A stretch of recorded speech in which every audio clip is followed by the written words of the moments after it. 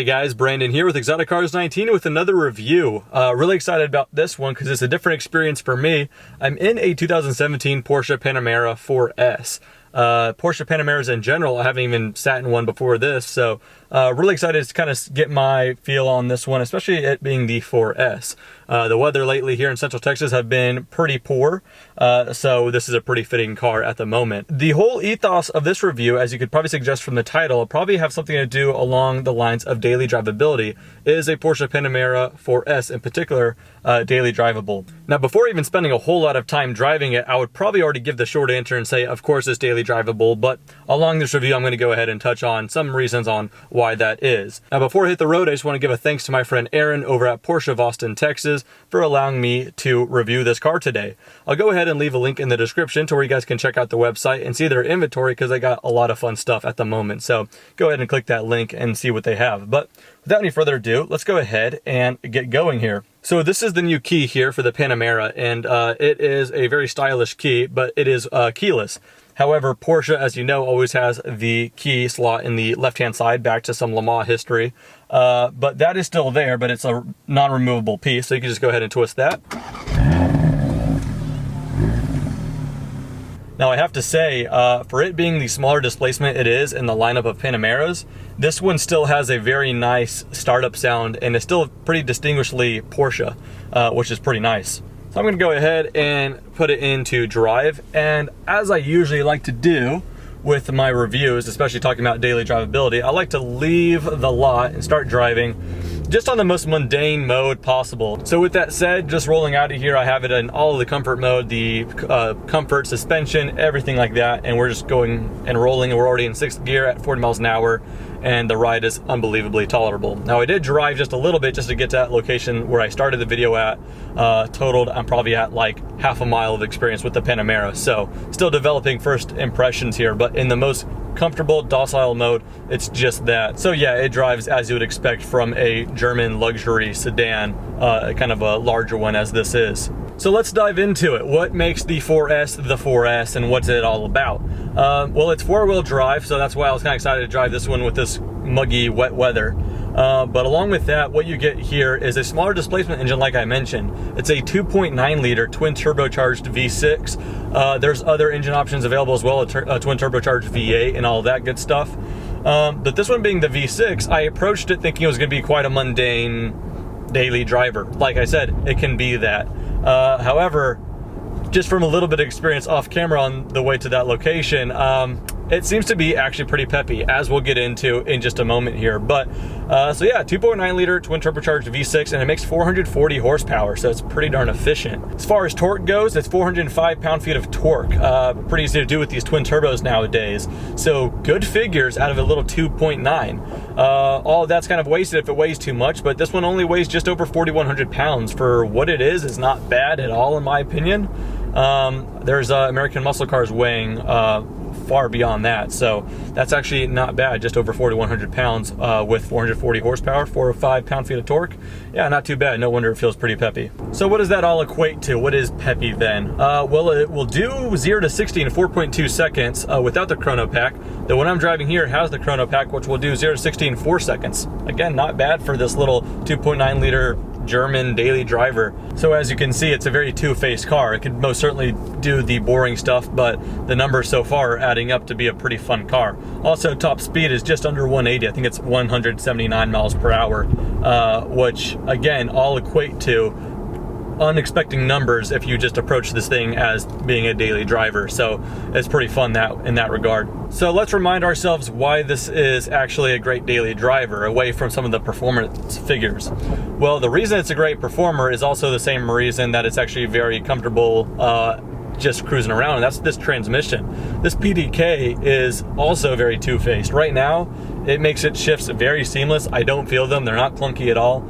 So yeah, this automatic transmission is awesome when you're not touching it. As far as fuel economy goes, it gets 21 miles to the gallon city and 28 highway, so it's up there in the 20s. So yeah, you're not going to be drinking through fuel too much. That's just all in the efficiency of the six-banger here. So on my drive back, I think I'm gonna drive with a different demeanor, not so much daily drivable, but let's go with a sportier purpose here. So I'm gonna go ahead and hit sport mode, and that's automatically gonna put the suspension in the middle range. So it's either all comfort, one LED red light for stiffer suspension, and then 2 lights for the stiffest it comes in. Right when you hit sport mode, it defaults to the middle one, so we'll keep it there. I'm gonna slam this all the way over to the left, so it's in manual transmission, and now I'm gonna go ahead and start using the PDK.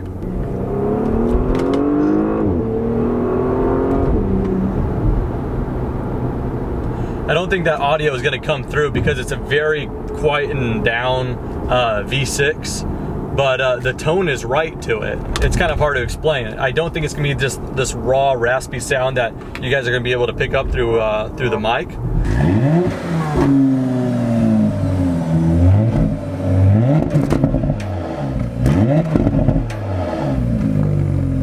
But yeah, it does sound right, and as I would expect for a car that's kind of based off of comfort and sport, but it gets up and goes like really, really well. I mean, let's go ahead and slow down. Second gear.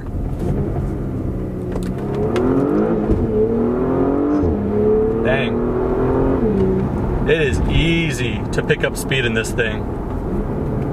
You get a little bit of burbling whenever you go on the downshifts as well.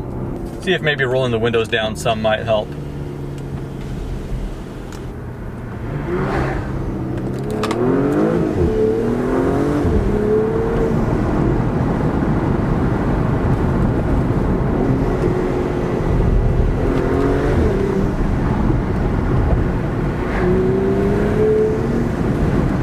Man, even in the corners, this thing is just like balanced and just not boaty at all. Because it is a larger car, I have to say, but you know, Porsche's plan with this wasn't to have some like little nimble Miata competitor. But for it being large, this thing at higher speed, just left and right, it's so planted on the middle setting for the suspension here.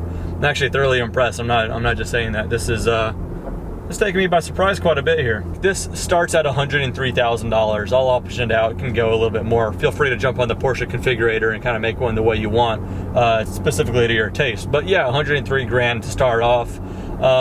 So yeah, you got to pay to play in the Grand Touring sedan market. But for what you get out of it, I'm actually pretty impressed. I should have expected more before this review, but yeah, I thought I would be just numb from driving a lot of fast cars pretty often to whenever I get in something like this, it'll be good enough. But this is thoroughly, if you want something more visceral or something like that, maybe the V8's the option for you, because this is a quieter down version, but I'm not disappointed with that by any means, because of the purpose that the 2.9 liter serves is just a little different.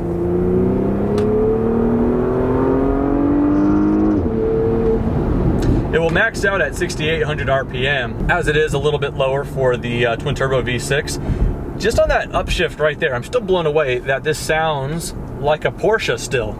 I know it's a Porsche, I probably sound crazy, but it's a 2.9 liter V6 twin turbocharged, and deep down in the DNA, I still hear Porsche 911 in there. As weird as that sounds, it's just on a different level, but I hear it in there. So Porsche, they did something in the exhaust to try to make it distinguishably Porsche still, and I think they did a really good job. This is making me really want to drive a different configuration, because this one's actually pretty nice. I can't really see myself getting this car, but that doesn't mean I can't appreciate someone who would. Someone who's going to buy this is probably going to be someone who's purely driving it as a daily driver, and they like the Porsche brand, they like the looks of it, and you know what, maybe every now and then they'll flip a couple of their paddle shifters as well.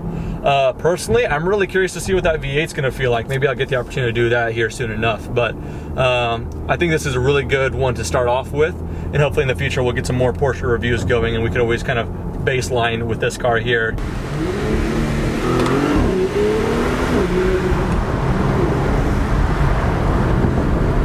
I was probably making really weird faces on that acceleration, but it's okay, it's worth it.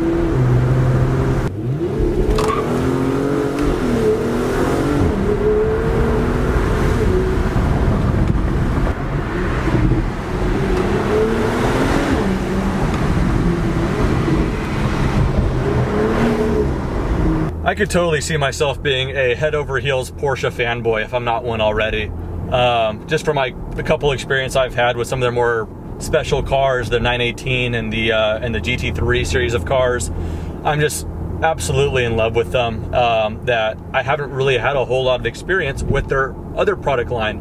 I've always loved Porsche, but it has to start with the GT for me to really like it. GT3, GT4, GT3 RS, or the 918 Carrera. Obviously, everyone loves those. But when it came to these cars, I never disliked them, but I always kind of overlook them. Today's the first day I've actually drove a non-track dedicated Porsche, and I am not underwhelmed. In fact, I'm very, very excited by it. So it's starting to rain a little bit more now, so it's probably best if I go ahead and return the car, as much as I don't want to.